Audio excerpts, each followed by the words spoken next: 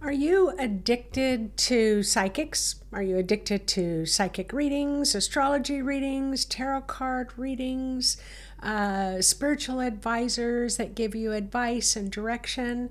Well, that's what I'm going to be talking about today. I'm Nancy Rebecca. If you're new to my channel, I am a registered nurse who had a psychic awakening about 30 years ago, and I've devoted my life to helping to teach others about the health of their human energy field and what impacts your human energy field from the inside out and the outside in. So anything that impacts the human energy field, that's what I'm excited about. So if you're new to my channel, go ahead and click that subscribe button. So let me just start off by saying first, when I had my out-of-body experience and I had my psychic awakening, I had never, ever visited a healer or a psychic. I didn't know anything about tarot cards. Absolutely, probably had my, let's see, one and only astrology reading about maybe 15 years ago. And so I was really new to all of this information. And in some ways, I was quite fortunate that I was able to kind of learn how to develop myself and get my own information long before I knew that there were psychics out there. So let me start off by saying, being really clear what I mean by a psychic. So often people will believe that psychics tell the future. Psychics are going to take advantage of you. Psychics are going to lead you the wrong way. Psychics are going to open doors that could cause things to happen in your life that have negative outcomes. So a lot of times people will think that's what a psychic is. For me, a psychic, you have intuition. You can have intuitive impressions about things where you can kind of feel and see and kind of know and hear. But not always with this level of trust in your ability to make the right decisions for yourself. So when I'm talking about psychic ability, to me that's much more precise. A psychic can get much more detail. A psychic is developed to a place where it can really tune into the subtleties about what's going on with your spirit, what's going on with your energy field, what's going on in your life. Often psychics will work with other spiritual beings that will come through and will tell the psychic what needs to be said to you about what's going on in your life. For me personally, I work directly by communicating with your spirit to have your spirit tell me what I need to share with you about what's going on in your life. However, when it comes to the way that I work and helping you when it comes to making decisions, so it's like if you say, should I move or should I quit my job or should I divorce my husband or wife, or should I sell everything and move to South America, I will not answer that for you. So that's how I work, and that's how I train that's how my students learn. Is instead what we look at is, well, I'm not going to tell you to move to South America, or I'm not even going to look at that, but let's look and see what's blocking you from knowing what you need to do in your life. I'm not going to tell you to divorce your spouse.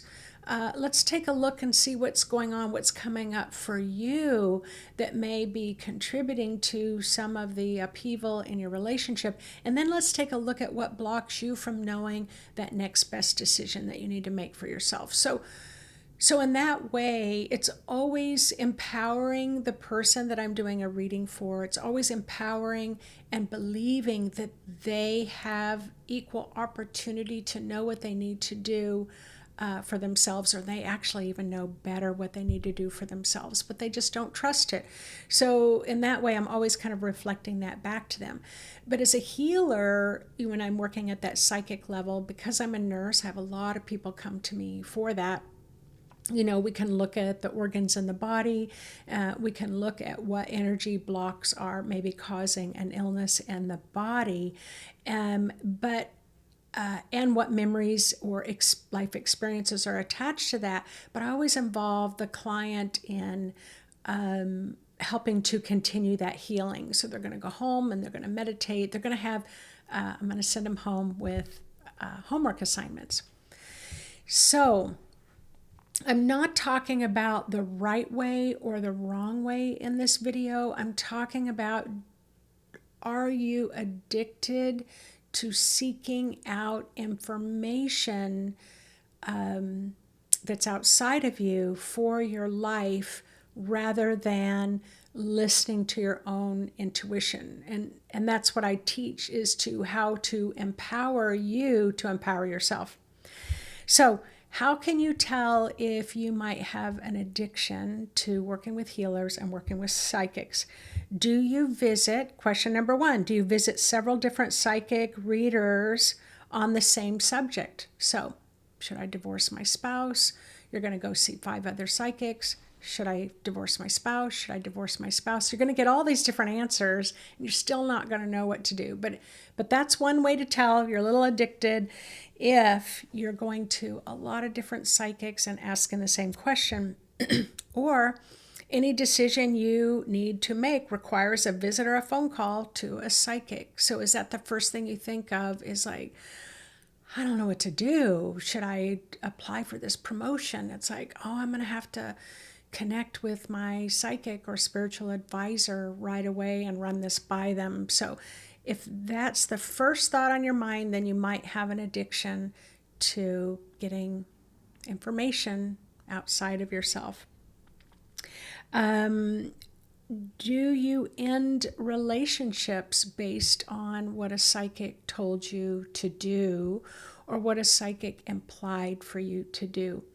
Now, I'm not saying that a psychic maybe told you to divorce your spouse, but I've had people where I've said things pretty neutrally and they're like, they went home and it was like, I have to get a divorce. It's like, I never said that.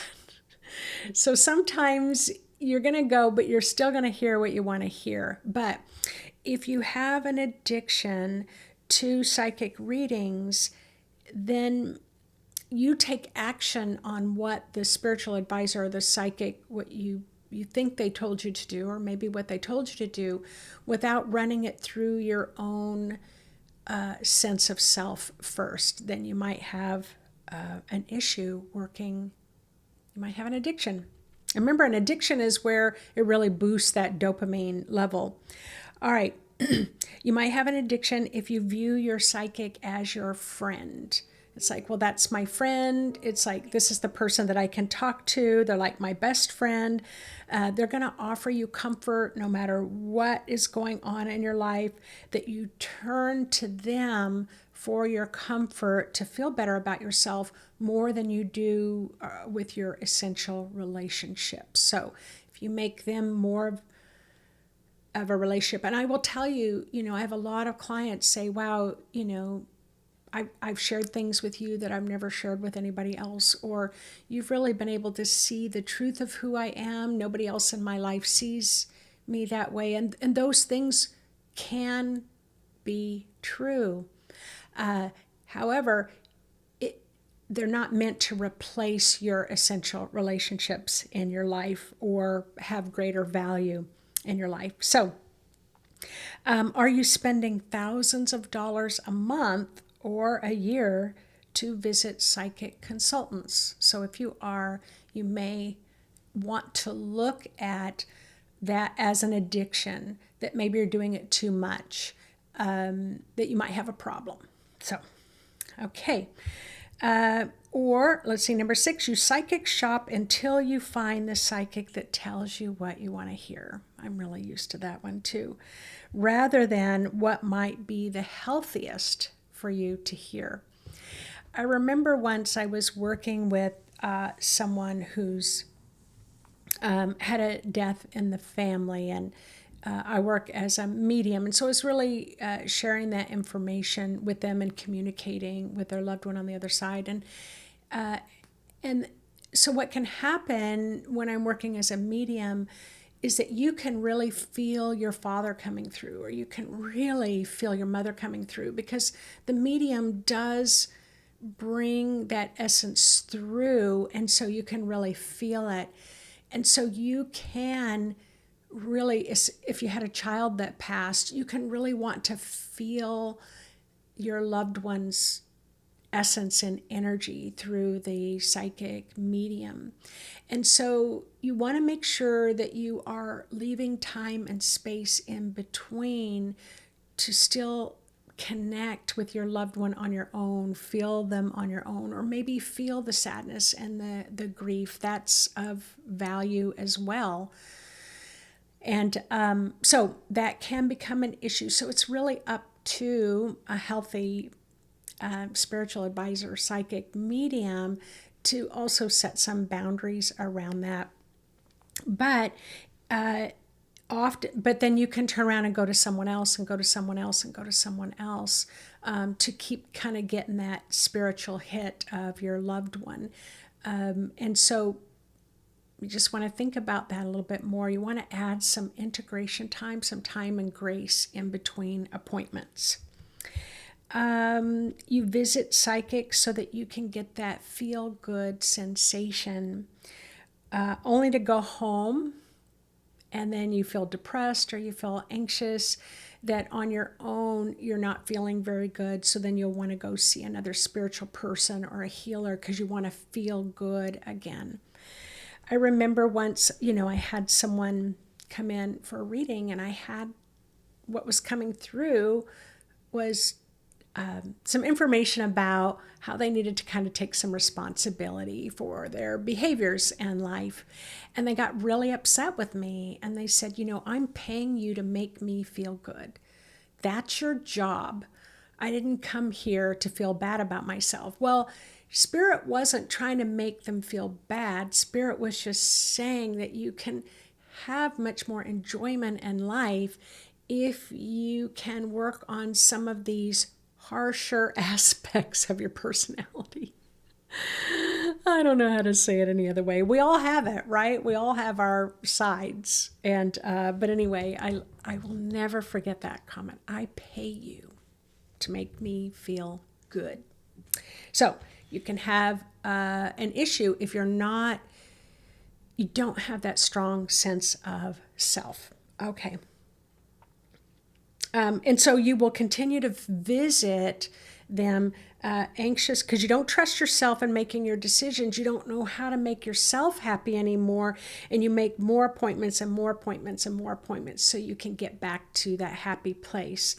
And I will tell you, Spirit, I've never heard Spirit in all my over 20,000 readings. I've never heard someone's Spirit say, you're a loser or you're terrible. It always says beautiful, beautiful things. No matter what you may have done in life, your Spirit still thinks and knows that you are a beautiful soul. So, if you're dependent on your healer or your psychic to help you to get to that feel-good place, then that might be too much. I remember my teacher, the way that I was trained was that I could only do a reading for someone once every 3 months. So once you had a reading with me, you had to wait 3 months to have another appointment with me. And mostly that is because it's powerful. It's a powerful shifter of energy. You want your body to have time to integrate. And it would be like if I saw someone too much, my teacher would say, oh, you're becoming their personal psychic.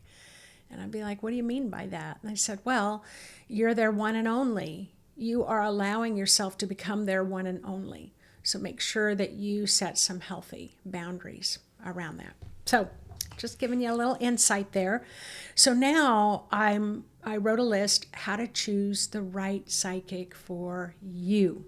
All right? So you do want to choose someone who's going to set boundaries with how often they will see you. You want someone to have good spiritual energetic boundaries. You want to choose a psychic that provides insight for you, but will also validate your ability to get your own information. All right? You want to become independent in your ability to make your own decisions. You want a psychic that is authentic and real, provides information about real life issues, not just your Atlantean, that you are an Atlantean soul and that no one will ever be able to understand you because your vibration and frequency is far too high for anyone. And that no one will ever understand you. You know, if you have a psychic like that, this can feed into grandiosity, specialness, and separation interference with your real relationships. So it's like I'm here to help uplift the planet. I'm here to help us get through these new times of expansion. And it's true, we're all here to help with that. But you're not the one and only. And you don't want to be so grandiose and so special that you can't even relate to your family and they can't relate to you anymore.